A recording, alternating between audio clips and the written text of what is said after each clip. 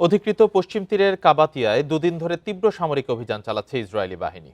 প্রতিরক্ষামন্ত্রী ইসরায়েল কাটজের নির্দেশে পরিচালিত হচ্ছে এই অভিযান। কাবাতিয়ার প্রবেশ পথগুলো সিলগালা করার পাশাপাশি সেখানে জারি করা হয়েছে কারফিউ। অসংখ্য বাসিন্দাকে আটকের পাশাপাশি করা হচ্ছে জিজ্ঞাসাবাদ। তাছাড়া বেশ কিছু বাড়িকে অস্থায়ী সামরিক ক্যাম্পে রূপ দিয়েছে আইডিএফ। তাদের দাবি, ইসরায়েলের উত্তরাঞ্চলে সম্প্রতি ঘটে যাওয়া ছুরি হামলা ও গাড়ি চাপা দেওয়ার সাথে জড়িত এক সন্দেহভাজনের বাড়ি এই কাবাতিয়া শহরে, আর তাকে লক্ষ্য করে এই অভিযান পরিচালনা করা হচ্ছে।